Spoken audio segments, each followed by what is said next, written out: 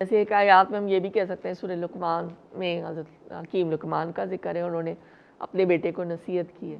اس میں کوئی شبہ نہیں ہوتا، کوئی یعنی کوئی سسپیشن، کوئی کنفیوژن، کوئی ڈاؤٹ، ایمبیگوٹی نہیں ہے. کیپیسٹی نہیں ہے، اللہ نے دی نہیں.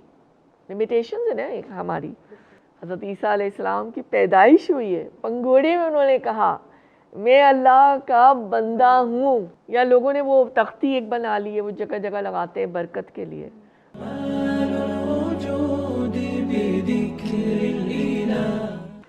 ڈاکٹر صاحب مجھے یہ بتائیے کہ جو آیت محکمات ہیں اور متشابہات، یہ کیا کون سے آیات ہیں؟ جی، تو اب ہم دیکھتے ہیں کہ آیت نمبر 7 ہے سورہ آل عمران کی. اللہ تعالیٰ فرماتے ہیں هُوَ الَّذِي أَنزَلَ عَلَيْكَ الْكِتَابَ مِنْهُ آيَاتٌ مُحْكَمَاتٌ هُنَّ أُمُّ الْكِتَابِ وَأُخَرُ مُتَشَابِهَاتٌ فَأَمَّا الَّذِينَ فِي قُلُوبِهِمْ زَيْغٌ فَيَتَّبِعُونَ مَا تَشَابَهَ مِنْهُ ابْتِغَاءَ الْفِتْنَةِ وَابْتِغَاءَ تَأْوِيلِهِ وَمَا يَعْلَمُ تَأْوِيلَهُ إِلَّا اللَّهُ وَالرَّاسِخُونَ فِي الْعِلْمِ يَقُولُونَ آمَنَّا بِهِ كُلٌّ مِّنْ عِندِ رَبِّنَا وَمَا يَذَّكَّرُ إِلَّا أُولُو الْأَلْبَابِ. وہی تو ہے جس نے تم پر کتاب نازل کی، جس کی بعض آیتیں محکم ہیں اور وہی اصل کتاب ہے اور بعض متشابہ ہیں. تو جن لوگوں کے دل میں کجی ہے وہ متشابہات کا اتباع کرتے ہیں، یعنی ان کو مانتے ہیں تاکہ فتنہ برپا کریں اور مراد اصلی کا پتہ لگائیں. حالانکہ مراد اصل اللہ کے سوا کوئی نہیں جانتا.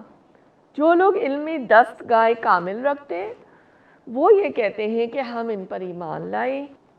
یہ سب ہمارے پروردگار کی طرف سے ہے اور نصیحت تو عقل مند ہی قبول کرتے ہیں. محکمات وہ آیات ہیں قرآن کی جس میں اوامر و نواہی، اس سے مراد یہ حکم دیے گئے اور کچھ چیز سے روکا گیا ہے. جیسے ایک آیات میں ہم یہ بھی کہہ سکتے ہیں، سورہ لقمان میں حضرت حکیم لقمان کا ذکر ہے، انہوں نے اپنے بیٹے کو نصیحت کی ہے. یا اور واقعات کے ذریعے سے اللہ تعالیٰ بات سمجھاتے ہیں. اس میں کوئی شبہ نہیں ہوتا، کوئی یعنی کوئی سسپیشن، کوئی کنفیوژن، کوئی ڈاؤٹ، ایمبیگوٹی نہیں ہے. اس کے برعکس اب کیا ہو گیا؟ آیت متشابہات.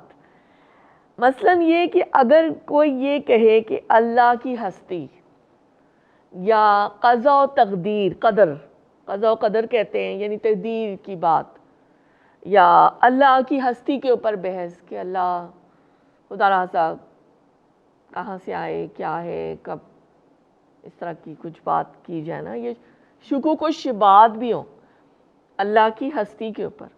خدا نخواستہ آج کل ہمیں ایتھزم بھی بہت نظر آ رہا ہے. ٹھیک ہے، پھر جنت دوزخ، یہ بھی سارا عالم الغیب ہے. ملائکہ ہم نہیں دیکھ سکتے، ہے نا، ماورا ہے نا ہماری ہستی سے. اس ویو لینگ پہ ہم ہے ہی نہیں نا کہ ہم ان چیزوں کو دیکھ سکیں. وہ آخرت میں جب فریکوینسی ہماری بھی چینج ہو جائے گی اور اللہ تعالیٰ ہمیں، میں دعا کرتی ہوں ہمیں جنت کا ہی دکھائیں معاملہ اور عالم برزخ میں بھی اچھے ہی معاملات ہوں، تو پھر ہم ان چیزوں کو لائیو دیکھ سکیں گے. ابھی ہمارے لیے یہ جو غیبی معاملات ہیں یا جن چیزوں کو ہم سمجھ ہی نہیں سکتے وہ متشابہات ہیں. عقل انسانی قاصر ہے، رائٹ، کیپیسٹی نہیں ہے، اللہ نے دی نہیں. لمیٹیشنز ہیں نا ایک ہماری. تو یہ ہے کہ اب کیا کہ جیسے قرآن نے حضرت عیسیٰ علیہ السلام کو عبداللہ کہا. حضرت عیسیٰ علیہ السلام کی پیدائش ہوئی ہے، پنگوڑے میں انہوں نے کہا میں اللہ کا بندہ ہوں اور نبی میں ہوں گا آ کے نا.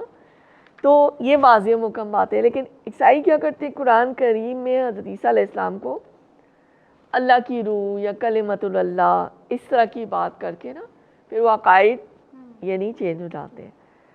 اور ان کی اور ہمارے اور بھی عقائد میں جیسے فرق ہے، وہ سمجھتے ہیں کہ وہ فوت ہو گئے تھے. اور ہمیں قرآن کی پوری جب ریسرچ متفوقہ کا لفظ آیا اس سے ہمیں سمجھ آتا ہے کہ عیسیٰ علیہ السلام کی وفات نہیں ہوئی تھی، ان کا ہم شکل تھا، ان کو اٹھا لیا گیا تھا اور حضرت عیسیٰ علیہ السلام دوبارہ آئیں گے قرب قیامت. اور پھر وہ جو معاملات قرب قیامت کے بتائے گئے. تو یہی بات ہوتی ہے کہ اہل بدعت جو ہے نا وہ پھر یہ اس کے اندر استدلال کرتے ہیں اور پھر متشابہات کے اوپر بحث و مباحثے ہوتے ہیں. اور متشابہات کے اندر یہ بھی آ جاتے ہیں جو حروف مقدعات ہیں نا، جیسے یاسین، الف لام را ہے نا، توحا، اس کا مطلب ہمیں نہ بتایا گیا ہے اور بلکہ ہمیں تفسیر سے علماء نے یہی سمجھایا ہے کہ آپ اس کی فکر میں نہ پڑھیں. یا لوگوں نے وہ تختی ایک بنا لی ہے، وہ جگہ جگہ لگاتے ہیں برکت کے لیے. اب مجھے اس کی اوتھینٹسٹی کا نہیں پتہ. تو یہ ہے کہ یہ بات یہی ہے کہ ہمارے لیے تو بھائی زندگی کم پڑی جا رہی ہے کہ ہم محکمات کو تو سمجھ کے اس پہ عمل کر لیں، بجائے یہ کہ متشابہات کی بحثوں میں پڑے رہیں، الجھے رہیں. ٹھیک کہا آپ نے.